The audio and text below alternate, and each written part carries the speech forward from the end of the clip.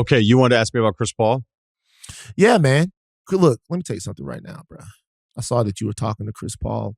Ryan, bro, look, you're really connected, bro. Out here in these streets. You really I see you doing your thing. You're out here, you're talking to Chris Paul. Chris Paul's, what is he? Was 39? Yeah. Okay. So let me tell you what this Chris Paul situation is in Golden State. This is a Jay-Z Nas type of situation here. And I'll tell you why. Jay-Z and Nas went back and forth, right? By the way, Chris Paul just turned 38. My bad. I should know that. We're so 38. close. Yeah, it's your friend. Yeah. It's your friend. You guys grew up, all the way back in the day. It's all this stuff that you guys go. It's your pal. It's your guy. Joan Chevron. Yeah. Yeah. So Jay-Z and Nas have a battle. They go back and forth. The youngins might not remember this, but I was in college at the time this happened. You remember this. You like to tell people that how much you love hip hop and all of that stuff. That makes it, it's like a Ryan hip hop thing. It's part of your, hey, I'm Ryan and I'm cool thing. I dig it. Wait, so you have to tell people he likes hip hop? That's kind of how I heard that. That's what I'll say to people. Some people will say something to me like, man, you fuck with Russillo. I'll be like, nah, don't worry about it. He likes Tribe Called Quest. He's cool. Are we still year 3 of you fuck with Russillo questions? Because I'm hearing this still a little longer than I thought I would. Am I to that point? Yes. No. Are you hearing? No, not you and I, but no. Somebody else said it to me recently. What you don't understand is I'm a troll. So if I know that somebody kind of feels that way, underline it, I'll be like, oh, I'm going to Ryan's house. I can't hang out with you. It's like, nah, me and Ryan go, we hang out in Manhattan Beach, we eat canes, and we do all kinds of stuff. We just have what I call white boy weekends with Ryan. And you can't come. So, because you're just whatever. So I bring it up to him, and then they get mad, and I go, y'all don't even understand what we do. We fucking listen to Tribe Called Quest. We watch old LSU games from like 96, and it's the best, and you can't come. And then they get mad. And they're like, what? So I use you to troll them. Okay. All right. We did a Menace to Society draft. All types of shit. You know what I'm saying? Like all different with Sidney Poitier. We're doing all kinds of, we're going deep. But here's the thing. By the way, you watched the original Office, right? The original one? Yeah. When Ricky Gervais delivers that line to, do you know who my favorite actor is? The delivery and then the walk away and the way that is shot when he's like, Mr. Sidney Poitier. I mean, the Sidney Poitier. And then the guy's like, oh. And he's like, yeah. And he's like fucking walking away being like, what a win. That guy's going to now think of me differently. Right. So. Back to your thing. Right. Back to the thing. So Chris Paul, Jay-Z, Nas.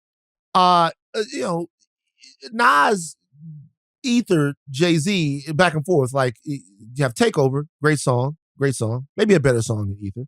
And then you have Ether that comes back and just kind of gets Jay-Z, right? But in the long run, a lot of people will still look at the fact and feel like Hove won that battle because Nas ended up basically working for Jay-Z later on. Like, Jay-Z basically signed Nas, all right? So it was a whole thing. When I saw that Chris Paul was signing with the Warriors, I love Chris Paul, I love Steph, I love everyone, okay? That was really interesting to me because obviously Steph has had more success in his career than Chris Paul has.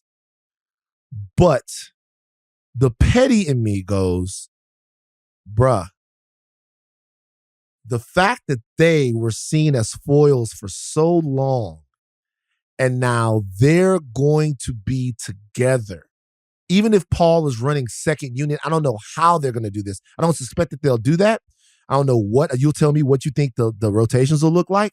But is it any way, does it feel good to win a ring if you had to do it on Steph's team? He shook you, made you fall down. He kind of took the West from you. It's kind of the petty shit that I wonder if these players really care about. What do you think? At this stage for Chris Paul, past his prime, I don't think it's as egregious. Now, that's going to sound like, oh, wait, you found a way to stick up for Chris Paul. I like the analogy, except I don't know that Paul was ever at Steph's level as far as the team success thing. He wasn't. Right. I mean, I know it's easy to say 4 rings, 0, cool, Russillo, great NBA segment. But I mean, like, taking the West from him, was it ever Chris Paul's West? No, but when I say that, what I mean is that it was never Chris Paul's West, but the ascension of Steph Curry, he stepped over Chris Paul. They started fucking over the Clippers. And it started to become obvious that Steph had a level that maybe Chris didn't, right? And Chris Paul is a fabulous player, all right? But I personally believe that, and Kobe Bryant is my favorite athlete of all time. Is Jokic better than him right now, you think? Better than Kobe?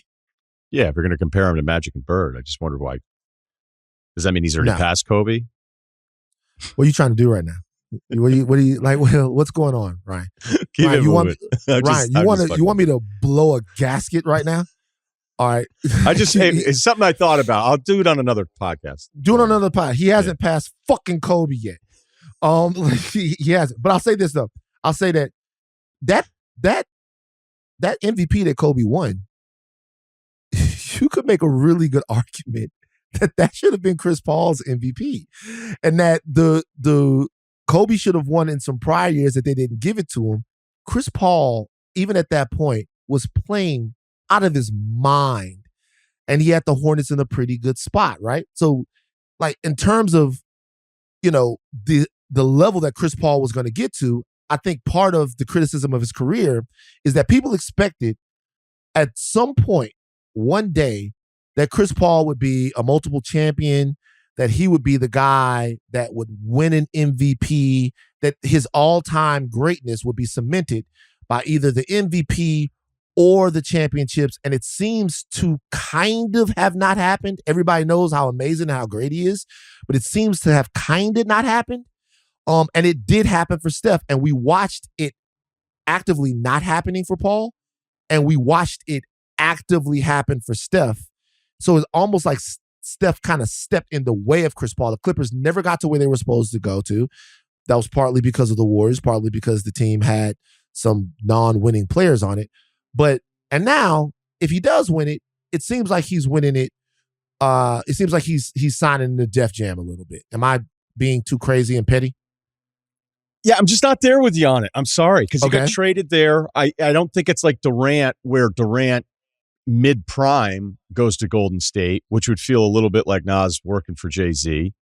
I like that, do you think, this is weird, because I always felt like Jay-Z being this like undisputed best rapper in the game thing. I'm like, why is he just the best? Is it the money? Is it the aura? Is it all these things? Like, at his peak, I like Nas 10 times more than I like Jay-Z. But the catalog for Nas, there's definitely, like, I don't know, you're going to be doing any of the second half of his career, no skips, like, that's not going to happen. So the second half, Nas been on fire. What the fuck you talking about, man? Nas been doing his thing. Come on. Nas, what? Nas been doing his thing. Nas has aged in hip hop as well as any rapper has, man. Nas been doing his thing. You think that Jay-Z has had a better second? I mean, you could argue whether or not he's had a better second half than Hov or not. But I would say that Nas, that over the if you look at some of the stuff that Nas has been doing with Hit Boy, I mean, the Kanye album was really bad. That was bad. But even Life is Good, all of that stuff is good. It's good rap. It's just that people care a little bit less about what he's doing and what Hov is doing. He's moved into the connoisseur level. Hov has moved into this sort of cultural ubiquity that makes everybody care about every single verse that he spits. And that's something that, that again is about, when we're talking about these two guys, we're not necessarily talking about even musical output. We're talking about musical output mixed with fan lore and what Jay-Z means to culture. He's this sort of cultural behemoth that a lot of people believe never takes a loss, even though he has taken losses. Right. But I mean, I think that kind of proves the point, is that we're not even talking about just who's a better rapper, we're talking about like all of this other stuff that Nas doesn't have. And so business acumen, all of that stuff. Right. Yeah. It's kind of like some of the Jordan LeBron stuff where you're like, okay, but what about the shoes? I'm like, well, first of all, I'm not picking anybody other than Jordan. And then you add all these other, I'm like, that's not important. Like, yes, LeBron's shoes are a little chunky for some of the smaller perimeter guys out there. But as I try to bring it full circle to the whole thing, like I don't know though. Like who do you think is more popular? Who do you think's more popular, not just on Twitter, but like in basketball lore, Chris Paul or Steph Curry? Right? Steph Curry. Right. It's not close. It's not close. Yeah. But is it the same? Is the parallel, is why this point's actually kind of great, because the parallels that like when I listen to Nas, this is really stupid and you can call me out for it, but I'd be like, oh, that's like a real dude. Like that's a real dude. And I think some people have hesitated from Steph because they're like, oh, like Steph early on, man, he would get shit on just for having like a good upbringing. You're like, wait, so he doesn't have the Iverson factor. Like the Iverson thing was so cool because it just was different. And it was obviously very marketable. Back to like one of your original points. I guess I would be the guy in the group that would be like, yeah, I'm sorry. Like the rest of my friends, it all would tell me like Jay-Z's the best over and over and over again. And maybe I'm just sagging from that. I'd be like, I actually still like Nas better. And they'd be like, shut the fuck up. So there's plenty of people who like Nas better, right? Yeah. Plenty of people who like Nas better. Nas is one of those guys that's just born to rap. Born to rap. Born to rap.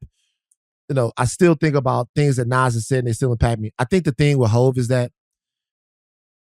there's been very few people who checked off all the boxes like that. Like you can't really say anybody straight raps better than Jay-Z. He is master level at that. He's master level at swag. He's master level at taste. He's master level at all those things.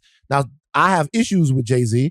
I don't want to get into a whole Colin Kaepernick situation. I don't think we're to that point yet. I don't even know. Right. Yeah. Like I don't want to get into that entire thing, but I'll say that like you can't deny that if you're checking out boxes in terms of mogul, all of that stuff, that's what he gets. As far as just rapping, there are plenty of guys out there that if we're just talking about just rapping, you're going to put in the same conversation with Jay-Z as far as that's concerned. But when people talk about Hov is the greatest, they're talking about hits, they're talking about critical impact, they're talking about sales, and all of those things are things kind of like a Jokic situation that Nas kind of didn't really ever really gave a fuck about. He's kind of an artist.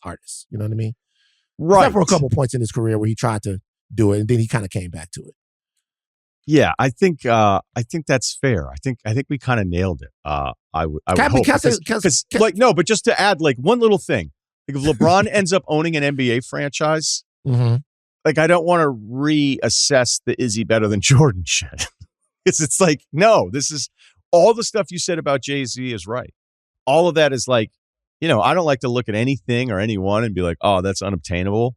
But like if you're another rapper and you're looking at that, you're like, that's likely unobtainable. So if probably not going to happen. Right. If that's the argument, I'm not even interested in having it. If you're just talking about like the one thing that I pay attention to when I used to throw in the CD, when I used to go back to it, right? Yeah. Just be like, hey, come home. Be like, you know what I want to listen to right now is this.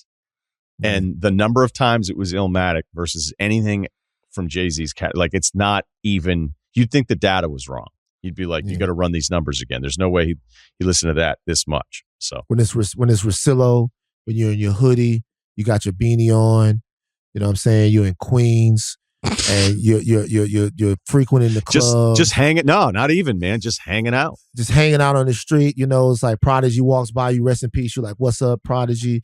And you're like, oh man, that kid Nas. Like when you was there, I envision you as Jimmy Rabbit from 8 Mile. Like that's you. Like that was you in the club. Not necessarily on there. You could have said Cheddar Bob. You could have said Cheddar Bob. I appreciate it. Nah, dog. I'm not gonna do you like that, bro.